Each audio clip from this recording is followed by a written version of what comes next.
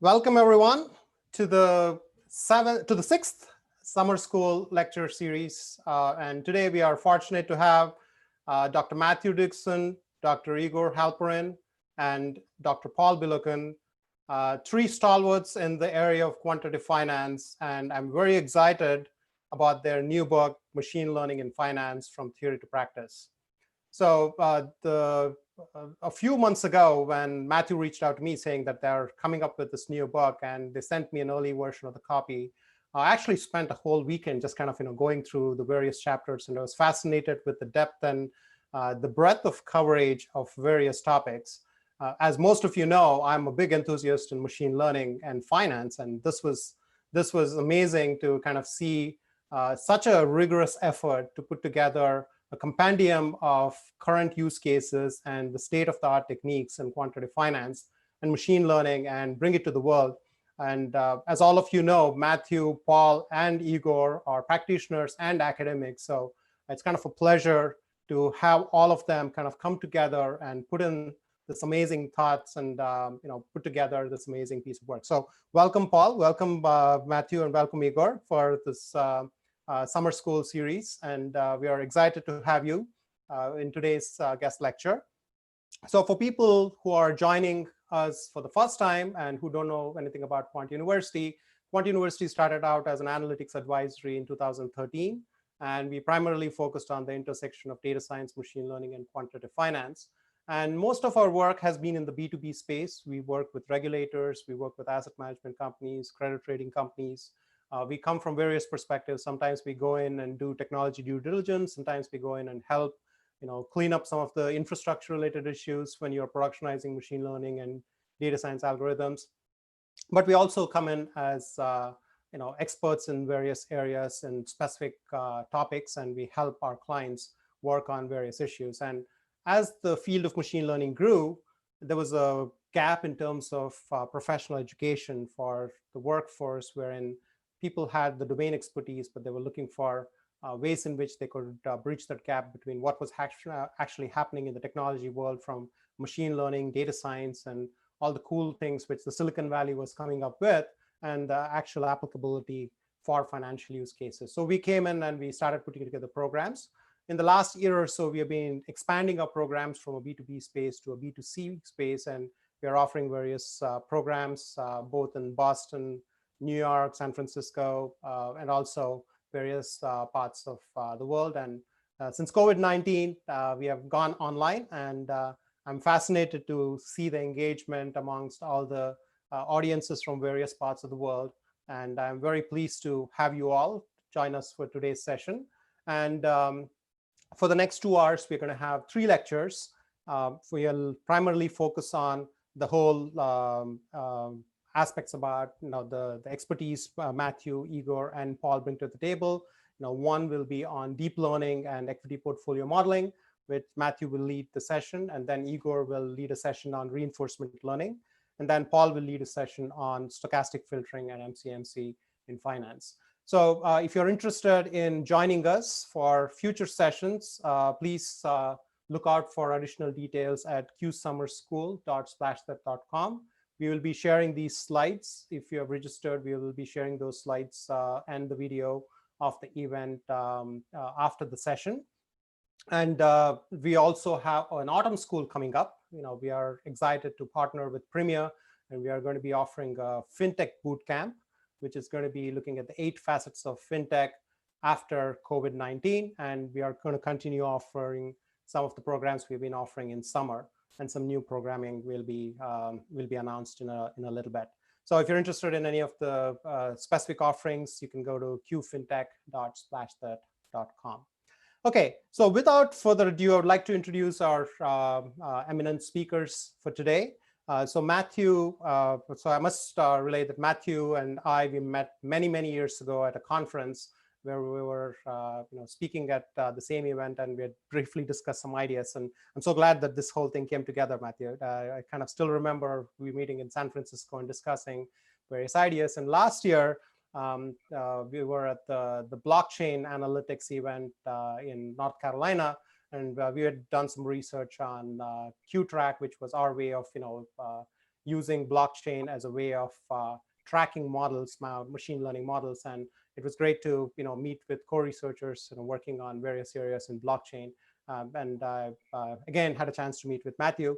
And Matthew has deep expertise in mathematics, and he's a professor at IIT. And he's also a practitioner, and he has worked on various initiatives. And I'm so glad to kind of see all the innovative work you're doing, Matthew. And he's put together a fun lab for all of us, and I'll be sharing some details at the end of today's session on how you can access it through the Q Academy. Igor, I think, Igor, we probably met in New York at a conference like probably 4 or 5 years ago, but I've been tracking Igor's research, the intersection of machine learning, reinforcement learning, and Igor also has a very popular course on Coursera, and I was very, very keen on all the key things he was discussing in his book. And when I looked at your slide deck, Igor, I felt like you should probably have your own 3-hour session just to kind of get to all the details. So I'm very, very pleased to have you. Paul, I think briefly we exchanged some emails, Paul, but Saeed, who's going to be one of the speakers later in fall. So I heard about Thalessians many, many years ago in my MathWorks days. This was early in like 2011, 2012 timeframe. And I think at that point, the foundation was being laid for the whole framework. But I'm kind of fascinated to see how you have expanded the whole, the educational and the research footprint throughout the world. And I hear a lot of my quant friends and my quant community folks who come down to your events, and I'm so glad to kind of see all the various research and the presentations you have been putting together. And they have some amazing programming and also a lot of consultancy work they do. And Paul is also a professor at Imperial College, and he teaches various aspects there. And we're pleased to have you again, Paul. So without further ado, I will kind of hand the stage. And for just one last announcement, next week we're going to do a session primarily focusing on productionizing machine learning. So this summer school, we have focused on 2 main themes: machine learning in finance, but also the whole notion of productionizing machine learning and model risk management. And we're going to take an industry perspective, and we're going to have Stu from MathWorks come down and talk about some of the tooling they're going to be presenting. And the context here is we actually had to integrate with MATLAB, the Q Sandbox for a regulator. And we did some work in the last few weeks, and we're going to present portions of that work on how we are able to basically integrate various components, both from an open source perspective and from an enterprise perspective, and how do we audit these models, and how do we report these models. And we'll have a fun discussion next week. Okay, so that's all I had. So Matthew, I'm going to hand over the stage to you, and I'm going to be making you the host. So the stage is yours, Matthew. I'm going to stop sharing my screen. Thank you, Sri.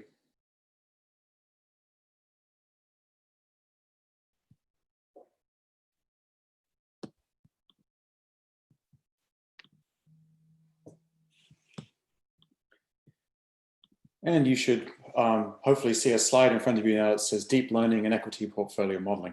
Yeah, we do see it. Thank you. Okay, great.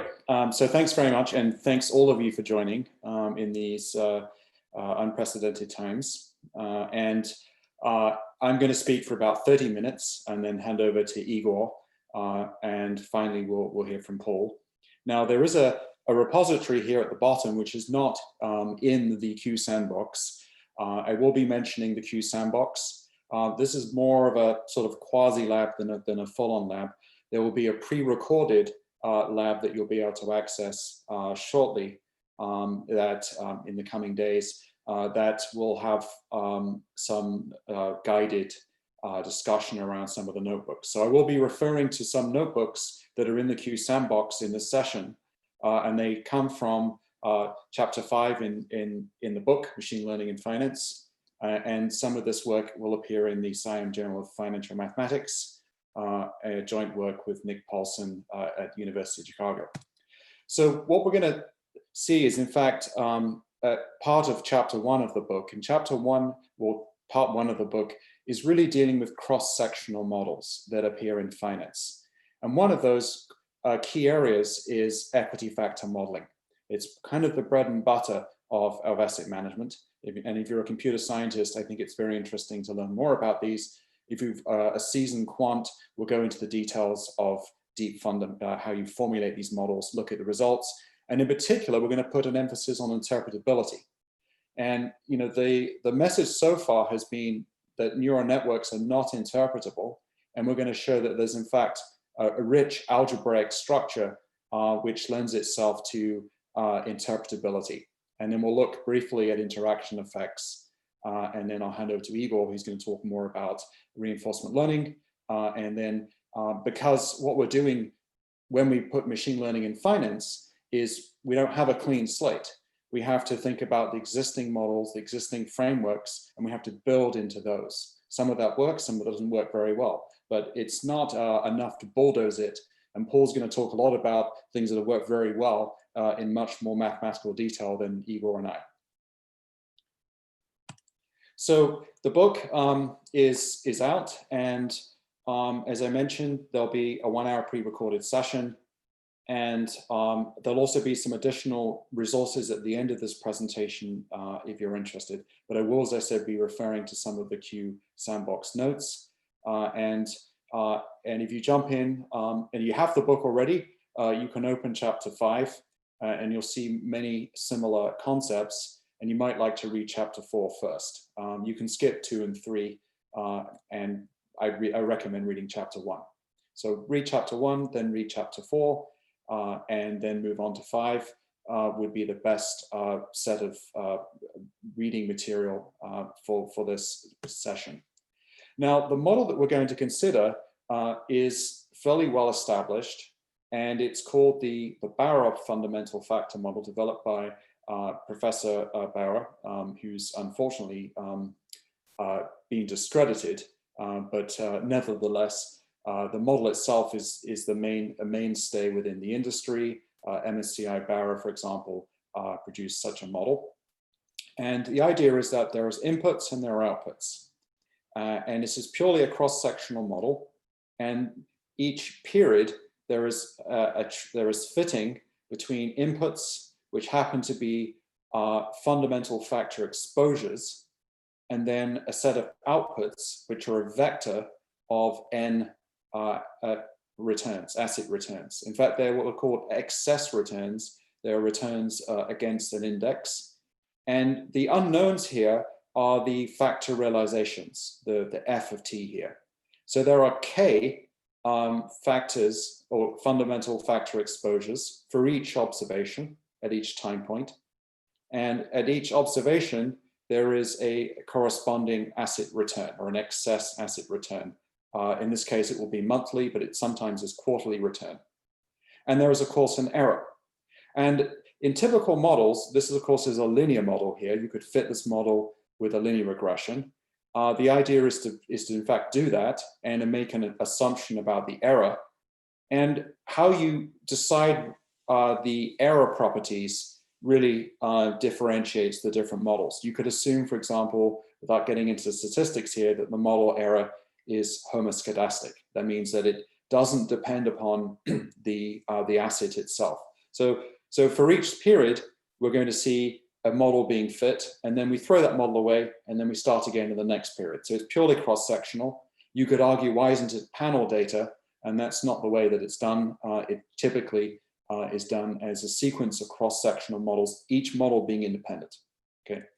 And what we want to do here is we want to actually make non-linearity a first-class citizen, rather than as an add-on in the linear framework, which is how it's currently done.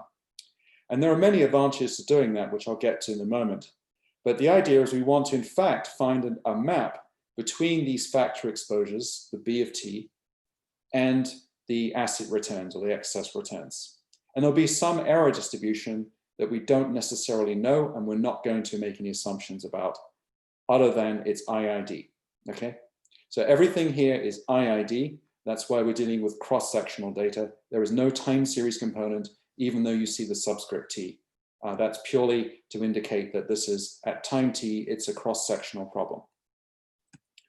Now, let's leave that aside for the moment, and let's consider now how we can learn that map f. Now, there are various different types of neural network architectures. There are probably 50, if not more. And each one of them corresponds to a particular statistical methodology, often a nonlinear generalization of that statistical technique. So in the top left, you'll see feed forward with inputs being yellow, hidden variables being green, and red being the outputs.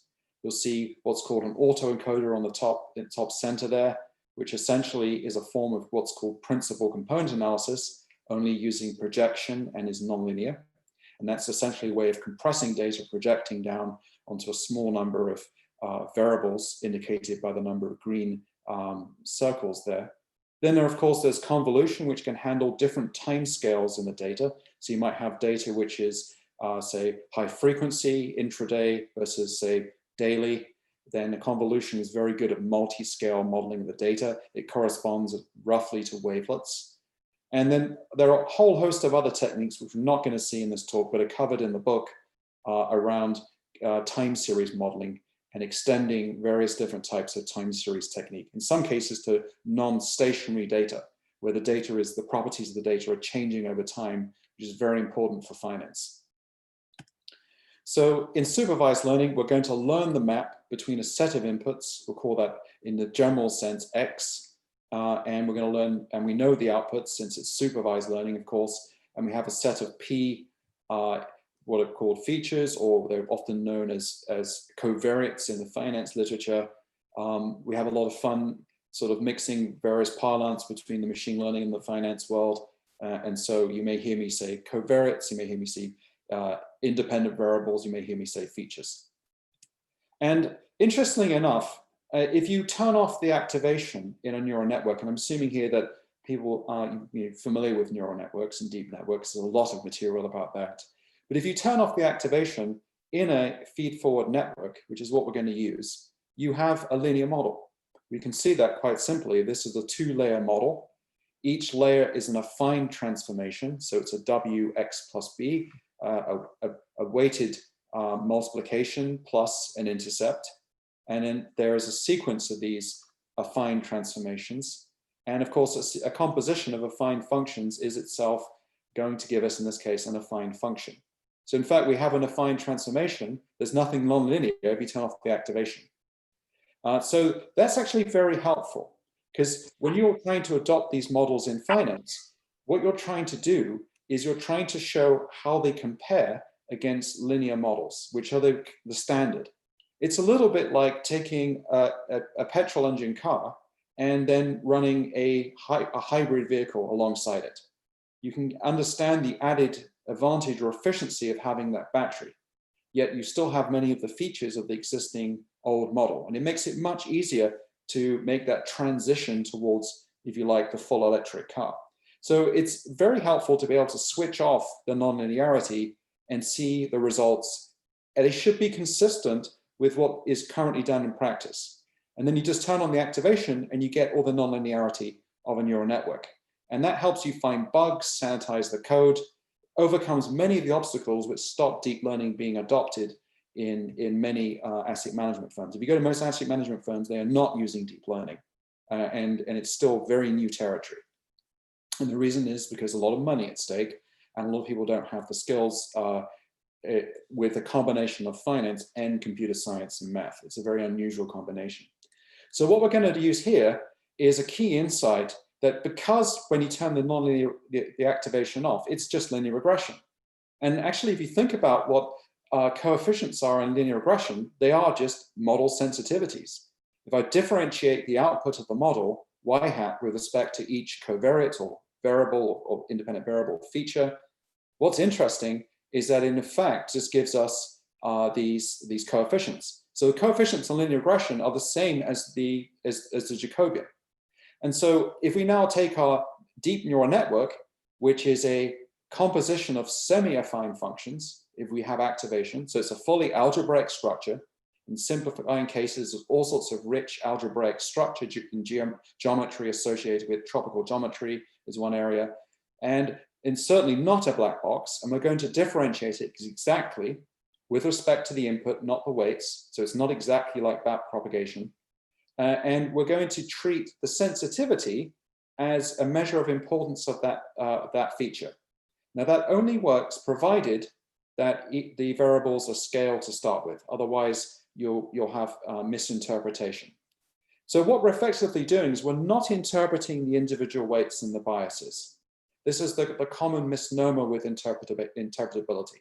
What does it mean for any particular weight on any edge in the graph? It means nothing, really, in terms of econometrics and finance. However, the subgraph created by the derivative does mean something. And that gives you a sense of the sensitivity of the variable. Now we can see how this works very quickly. And this is actually linked to the first of the notebooks that I want to show you. And it's called the step test. And if you were to go now to, I'm just going to bear with me while I share the screen or stop the share. I'm going to open up a notebook. So you'll see that appear in a moment.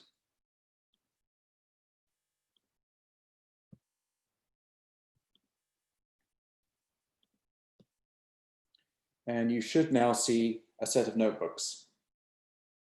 And I'm going to click on Chapter 5, Interpretability, and you can open, and this is in the Q Sandbox, you can open the first one called Interpretability. Now, I'm not going to go into detail in this session, there isn't time. There'll be a pre-recorded session, but the main point of this notebook is to convince ourselves, assuming as a scientist does, that nothing works until proven, we're going to apply what's called a step test or a very simple example to convince ourselves that in fact the results make sense on a known example where the data is generated from a linear model. So going back to, as I said, I will go into much more detail in the pre-recorded session, but essentially the gist of this is to simply start with a known data generation process and then convince ourselves that the interpretability results match the known truth, okay? And compare that with linear regression, because linear regression will always be optimal in linear data because of the properties of orthogonal projection. Okay, so I'm going to go back to the previous slides that I was showing.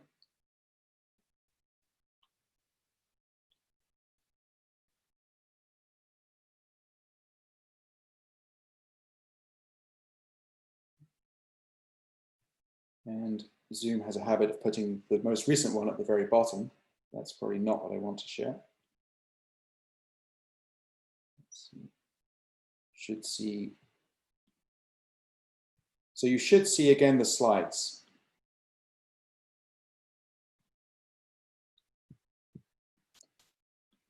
There they are. Okay. And so this is an example of a step test where you generate the known response. Now, I mention all this because the standard approach to machine learning that I've seen is you download a toolkit, you run with it, you try and win a Kaggle competition, and then you're done. And that's not how it works in finance. You have to start by first convincing yourself that what the model is doing really makes sense. And so you build up a series of test cases where the behavior is that you expect can be easily understood. So in this simple test here, we have two different notes, a little difficult to read, but if you look at the left here, I'm just going to zoom in so you can see it a little bit better. In the step test, the 10th variable is the most important, and the first variable, x1, is the least important. And we should see them decremented in terms of their importance. Okay, so this is using the neural network, fully activated, deep network, I think with one or two layers here, and I'm comparing it. Now, again, my goal here is not to show off the latest, greatest, neural network, that anyone can take a toolkit and add on things. The difficult part is making sense of something and reconciling it with existing statistical techniques. Why do we want to do that? Because we want to understand the value out of deep learning at a very detailed level. And we don't want to introduce model risk by having a model which produces better out of sample results, but actually produces garbage. And you can very easily go wrong with interpretability. Here's two other popular algorithms, slightly outdated, but they were popular in their time. The Garson's and the Alden's algorithm, they get the interpretability results completely wrong. For example, it finds x10 the most important, but then X3, X1, X4, X2, the ordering is completely wrong. The results are very misleading. And in fact, in this one, the results are not linearly decrementing as well. It's suggesting some sort of susceptibility to sample noise. And that's also a problem, not just the nature of the network, but the sampling noise in the data. How sensitive is your interpretability to the sampling error? Okay, so the notebook that I just showed you actually implements this particular test with 2 variables where we know the result. It should be 1 and 1. And now what we're going to do is look at the deep learning model itself applied to some real factor data. So there's a toy example, which is given in actually the link at the very beginning. So the set of examples that you have in Sandbox are a slightly simpler problem where it runs much faster. Okay. The full problem, which is described in the Science paper, is available in the GitHub repository on the front of the slide. That has all the data you need. It's been sanitized so that you can't reverse engineer the symbols because it's licensed by Bloomberg. And what we've got here are 18 fundamental factors. We've got 31 gigs set to dummy variables. And then what we do is we fit to about 3,290 stocks each period, each monthly period over 30-year periods. And the experimental design is the following. We firstly will perform a training at a particular time. So it starts at say t equals 1. We have about 3,000, we have about 1,000 stocks at any one time, plus or minus some symbols we drop because of missing data. We train on input-output pairs, factor exposures, and asset returns, respectively inputs and outputs. And then we test on the next period. That's slightly different from the way Barra's used. We're going to use it as a predictive model, not as a risk model. Then we slide the window forward and we perform again a cross-sectional training and then testing on the next period. So we're always testing out a sample ahead of the current period. And that gives us a sense of how well the model is at predicting out a sample. Now, again, each period we train a model, we then throw it away. And additionally, we'll cross-validate in that particular period. So at time t, we'll cross-validate. We won't use all of the pairs of symbol to factor exposures for training. We'll leave some of those out, obviously, using k-fold validation. Again, there is no time component in this other than at the experimental design level. This is not your usual classification gizmo. Okay, so what are we looking at? Well, why are we using deep learning? Why do we use deep learning? We use it because we want to capture outliers. We want to capture nonlinear effects that can't be captured by existing statistical models. Linear models are very good at capturing linear effects, better than deep learning models if the data is linear. But when there is noise and when there are outliers, linear models perform poorly, even with techniques like lasso. So what we're going to do here is we're going to use an L-infinity norm. We're going to measure the error across all the assets at each time period. Okay, and then we're going to move it across, and we'll see that the neural network estimation error out of sample is lower than with lasso, which is essentially using shrinkage to throw away some of the input variables that don't matter, and it's certainly a lot better than OLS. So it's almost half the error on average, and of course you can see great big spikes in OLS. Here, this is a base 10 log scale, and so clearly the neural network is actually capturing these outliers. Now I'll give the details about what the factors are and so on in a moment. I don't have a great deal more time, so I'm going to spend my time explaining why we use deep learning and what it is that we want the insight we want to get that's useful for portfolio management. Again, you're not done in finance with a Kaggle style narrative. You get a model, it performs well out of sample, you beat some other random forest, then you go home. Then you put it on your resume, then you go home. Here, what we're trying to do is we're trying to convince ourselves that this actually leads to better profits, better portfolio performance if you use the factors as signals. okay? And that's a common practice in investment management. So what we're going to do in this simple example is we're going to try to understand the estimation error and where it comes from. And clearly, most of the estimation error is coming from these outliers. There are 3 dates in particular where there are outliers. They don't seem to correspond to any particular macroeconomic events that I can find, but we'll look at that in a moment. Okay, so the L infinity norm over all periods is shown in parentheses. It's a factor of 2x smaller for the network. And I'm not tuning the network and finding the optimal setup here. I'm merely trying to, I think I've used 100 neurons and I've used just 2 layers. You could obviously improve on this. Now, we'll say more about the choice of activation because you need sufficient smoothness in order to differentiate the network. And if you use ReLU, you lose the interaction effects. You will no longer have a continuous second derivative. You will end up with a singularity in the second derivative, and you need to take the second derivative to measure the interaction effects. Again, if you're coming from computer science, a lot of this isn't going to make any sense because we're dealing with terminology which comes from finance. Interaction effects, for example, is a common measure to understand how features couple together pairwise. And it's often used to understand the limitations of hedging of portfolios against various different fundamental factors. Now, I don't have time to go into fundamental factors. Grinold and Kahn's book is excellent for that. I'm just going to merely talk about the portfolio performance. So let's now let's predict the top performing stocks in each period over a 10-year horizon.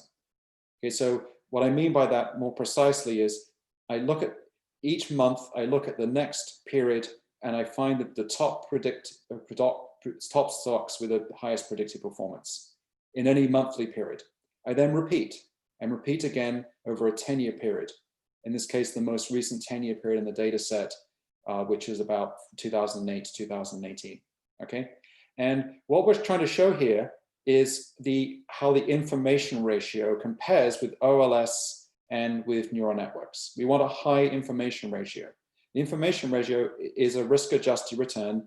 It's the Sharpe ratio modified so that it is the excess return over the index, in this case, the Russell 1000. And it's divided by the standard deviation of the portfolio returns. So it's risk-adjusted return. It's a standard measure in asset management. There are many others, trainers, Sharpe, etc. So reason why this is important because it shows the implications of deep learning on a portfolio with real data. And whether you pick the top 10 stocks or the top 15 and construct your portfolio from those top performing stocks, it doesn't matter.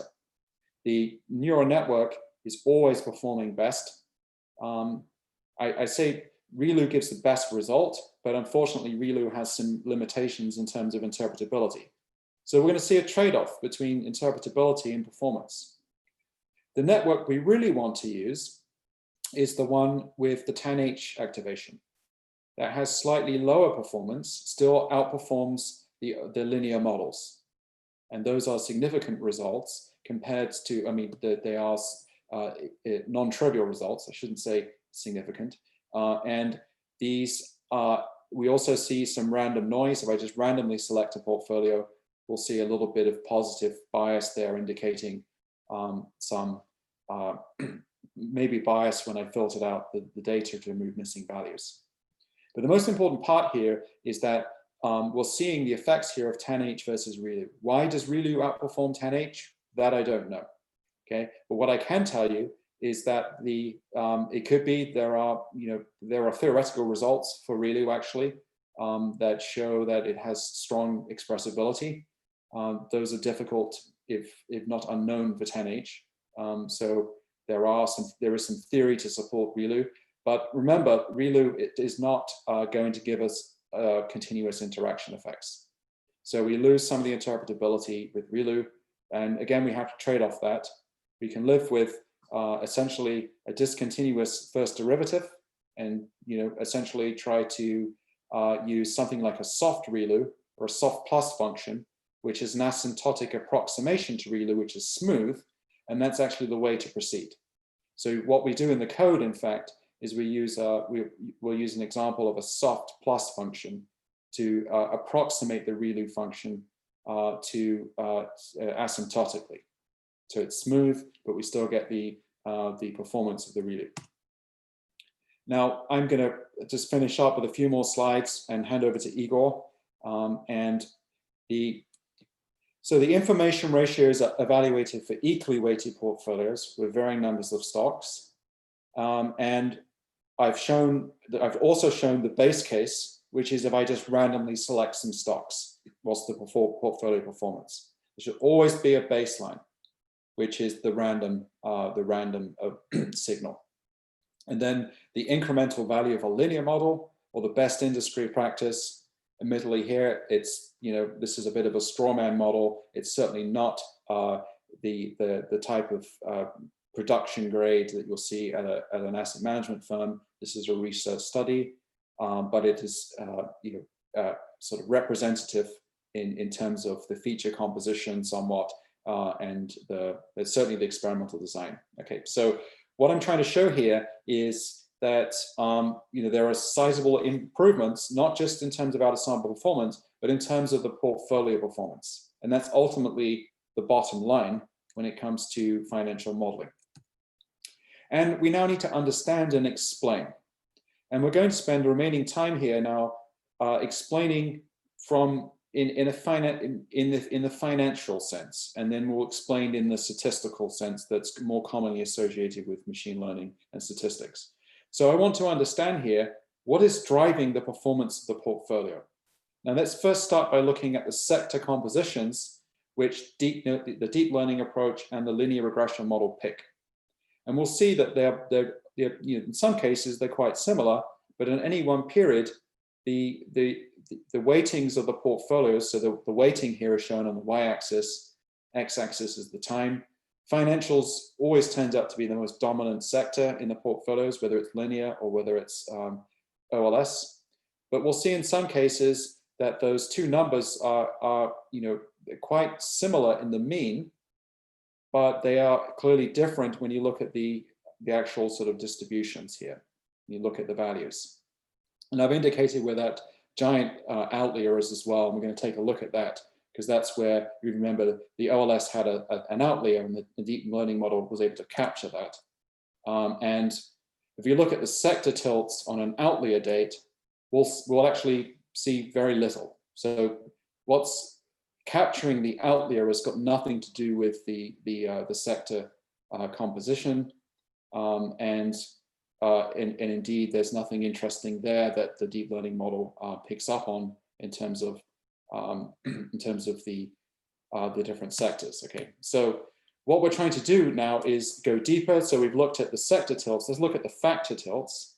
Now these are the Y scale here has been rescaled for data sort of sanitization reasons, but we'll see book to price being the most important, and we'll see as well significant differences in the mean and standard deviation in parentheses of these factor tilts. Now you should compare these relatively and not in absolute, but it shows here there's quite a bit of difference between the linear and the deep learning model in terms of which factors are the most important, and also how variable they are over time. And again, when we look at the factor tilts on the outlier date, we'll see now there's quite a bit of difference. The neural network is really picking up on some different factors. In this case, sales is significantly higher for neural networks, as is market cap. These abbreviations for fundamental factors are going to be in the next slide. So book to price, cash flow to price, these are all standard, fairly standard fundamental factors. The details of these are in the paper. So exactly how you define these, and there's of course a whole industry craft to how you do that. You can call that feature engineering if you like, but we don't do the feature engineering here. We assume these features come ready-made as these factors. Okay, so finally the factor sensitivities, and over to Igor. We've got OLS here, comparing deep neural networks with OLS, and this is looking at the features which are the most commonly appearing in the top set of 15 assets, ranked by their importance, so sensitivities. And we're seeing here that what you take away from the moment is that they are different. The codings are actually given in the paper, so 5 isn't obviously very helpful, but 5 actually turns out to be EBITDA to EV, which is the I think earnings volatility, earnings variance, and so we'll see differences here. And we're trying to measure on average over all the different experiments over time which features tend to be the most dominant. Remember that in any one period, what's important will vary. And that's why when we look at the results here, we'll see a distribution, candlesticks, what are the most important features. And we'll see a great deal of variability in the deep learning here. It's capturing outliers, remember, so it has a much wider distribution. There's also more uncertainty, and these are ordered from left to right in terms of the most important. And then we're comparing with Lasso, and we're comparing with Lasso including interaction effects. It's actually a quadratic model, and we can see these quadratic pairs here. And interesting enough, the quadratic pairs in the Lasso model are far more important than they are in the deep learning. And that's because deep learning doesn't just care about quadratic pairs, it has higher order polynomials. It doesn't give so much weight to the quadratics. And so we're seeing really different interpretations of a deep learning model versus a Lasso model when you include the interaction effects too. That's how features interact together. So the Lasso, because we've sort of hardwired it to be only quadratic, is now allocating too much importance to those interaction terms. If we'd added cubic terms or quartic terms, we'd probably see a different story. We don't have to worry about that in deep learning. It's all done for us. It's essentially, you can think of deep learning as being some higher order polynomial approximation. Okay, so I'm going to hand over to Igor now. And as I said, there are further resources available in terms of the book, chapter 5, the paper forthcoming in the SIAM Journal of Financial Mathematics, and several other empirical studies, which you should definitely read if you find this topic interesting. And with further ado, I'll stop sharing my screen and over to Igor to talk about reinforcement learning in the final section or part of the book.